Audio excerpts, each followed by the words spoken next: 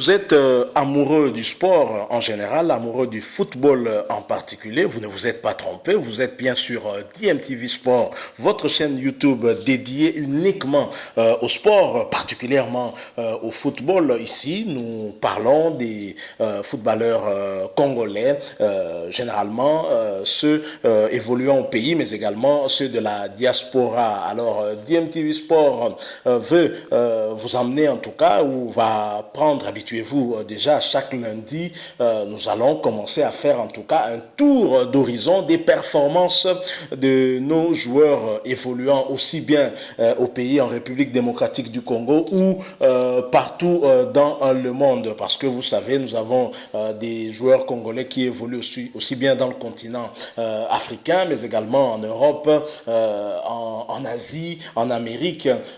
Et donc nous allons chaque lundi, en tout cas, faire un tour d'horizon de leurs performances durant la semaine et durant le week-end. Mais il faudrait déjà noter que pour des problèmes des droits d'image, nous ne serons certainement peut-être pas en mesure de vous offrir des vidéos de leurs matchs, mais nous ne manquerons pas en tout cas de vous donner l'information par rapport à leur évolution durant la semaine. Alors pour cette semaine, puisque c'est un début, nous allons nous rendre en Chine. Prenons notre avion pour aller en Chine, et si nous parlons Chine, vous comprenez tout de suite de qui nous voulons parler. Il s'agit bien de Cédric Bakambu, qu'on appelle affectueusement Bakagol, le buteur maison de la République démocratique du Congo. L'international congolais Cédric Bakambu a ouvert son compteur but post-confinement sous le maillot de son club chinois que vous connaissez, le Beijing Guan. Les Chinois vont nous excuser pour la prononciation, certainement que nous sommes peut-être un peu loin de leur propre prononciation. Alors, ce dimanche 16 août, Bakagol a inscrit son tout premier but post-confinement face à l'équipe de Qingdao Yunghai en Chine, en Super League de Chine, leur première division. Et l'attaquant congolais s'est illustré en tout cas en marquant son but à la 18e minute de la partie. Cette rencontre qui s'est finalement soldée par un score nul de 3 buts partout. À noter aussi que Cédric Bakambu s'était déjà illustré la semaine dernière avec une passe décisive qui avait permis en tout cas à son coéquipier d'inscrire un but. Et au classement, Bakambu et son club de Beijing Guan restent leader provisoire après 5 matchs joués avec 13 points devant le Shanghai SIP et qui a 10 points et un match en retard. Alors Cédric Bakambu monte très en puissance après son retour sur le terrain il y a quelques semaines. On sent que le joueur commence vraiment à récupérer et à avoir, il est très en forme, on va dire, il est physiquement au point, techniquement aussi ça va. Il faut noter que la passe décisive qu'il avait donnée la semaine dernière, si vous avez suivi en tout cas cette action, vous comprendrez que Cédric Bakambu, qui aurait pu marquer ce but-là tout seul, il a marqué dans des situations beaucoup plus difficiles, et cela c'était vraiment très facile pour lui de marquer, mais il a préféré donner à son coéquipier qui était seul au second poteau, et ce dernier n'avait plus qu'à placer le ballon au fond de filet puisque le poteau était quasi vide, le gardien était plutôt au premier poteau avec Cédric Bakambu. Alors nous allons quitter la Chine de Cédric Bakambu pour nous rendre en Europe, plus précisément en Belgique, en Jupiler Pro League. Vous savez que là-bas le championnat belge a déjà repris, et lors de la deuxième journée de cette Jupiler Pro League, le vice-champion de Belgique, l'équipe de la Gantoise, a concédé sa deuxième défaite en autant de matchs. L'international Botaka n'a pas encore pu montrer tout son talent qu'on lui reconnaît dans cette équipe, puisqu'il n'a pas la moindre minute de jeu jusque-là. Alors notons que la Gantoise jouera aussi les préliminaires de la Champions League. Souhaitons en tout cas à Jordan Botaka bonne chance et espérons le voir en tout cas très très vite sur le terrain. Lui qui venait de l'équipe de Saint-Tron et maintenant il est au niveau de la Gantoise et pourra certainement jouer les préliminaires de la Champions League. On espère en tout cas que la pourra aller aussi loin que possible. De l'autre côté, alors qu'il venait de remporter la Coupe de Belgique face au champion de Belgique, le club de Bruges, l'Antwerp a du mal à l'entame de cette saison. L'Antwerp a vraiment du mal à s'imposer. On se demande bien pourquoi. Un début difficile en tout cas pour l'Antwerp de Dieu merci Mbokani qui malheureusement vient de subir sa première défaite 2-1 face tenait au Cercle de Bruges, la deuxième équipe de Bruges. Ce n'est pas le club de Bruges dont l'Antwerp s'était débarrassé en finale de la Coupe de Belgique par un score d'1-0. Là, c'est le Cercle de Bruges qui est un peu moins huppé que le club de Bruges, mais on n'a pas compris. L'Antwerp de Dieu merci Mbokani a subi une défaite de 2-1 et il faut dire qu'une semaine après avoir concédé un match nul à domicile, là c'était contre Moukron. Et le buteur congolais n'a toujours pas retrouvé le chemin défilé saison. On le souhaite en tout cas que des bonnes choses cette saison aussi, qu'il retrouve en tout cas ses aptitudes et surtout le filet.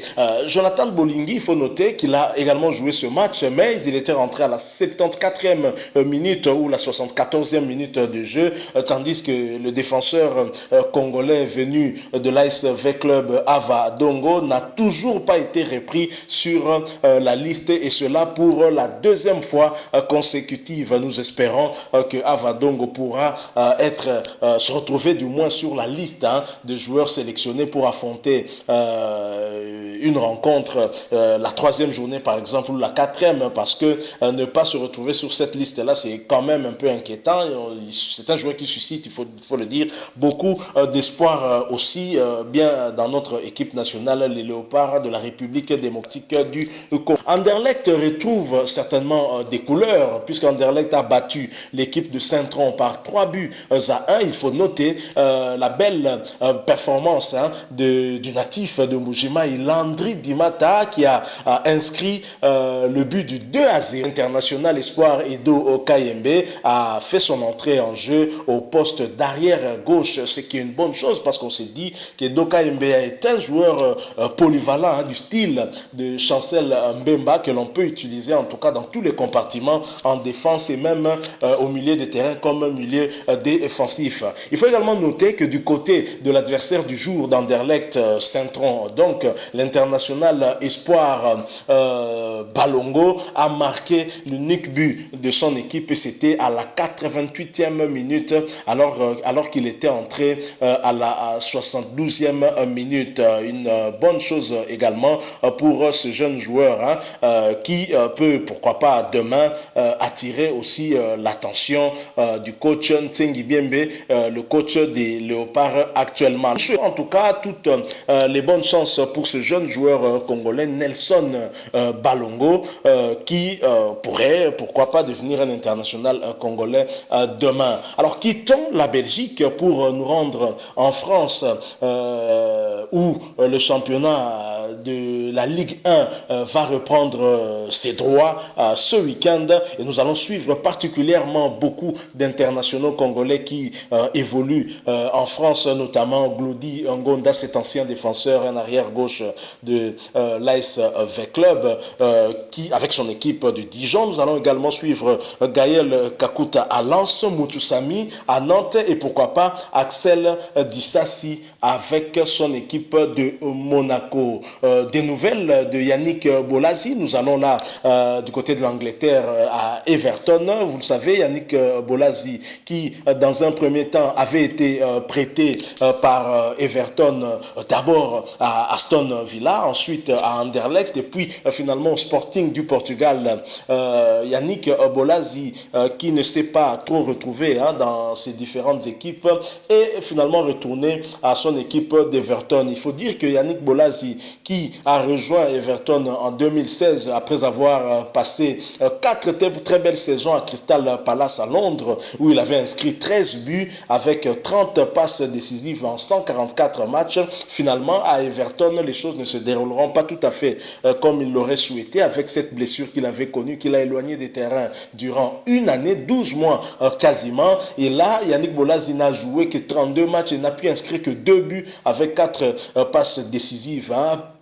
C'est beaucoup moins en tout cas pour le haut niveau et c'est ce qui avait poussé en tout cas son équipe d'Everton de le prêter successivement à 21 matchs et a inscrit 2 buts avec 5 décisives. Il est allé ensuite en Belgique pour essayer de découvrir un autre championnat, une autre culture et là Anderlecht, Bolasie s'est retrouvé dans une équipe qui avait aussi beaucoup de difficultés à pouvoir démarrer.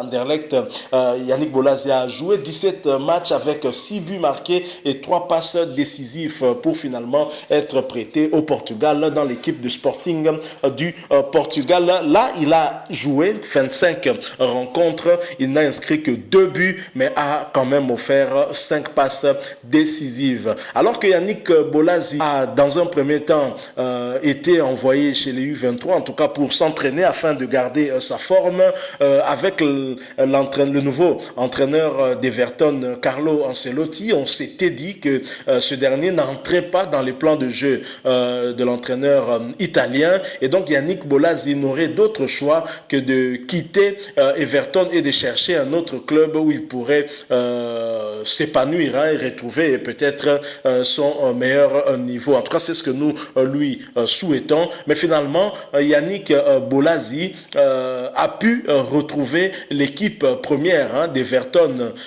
Il a finalement, il s'est entraîné avec l'équipe première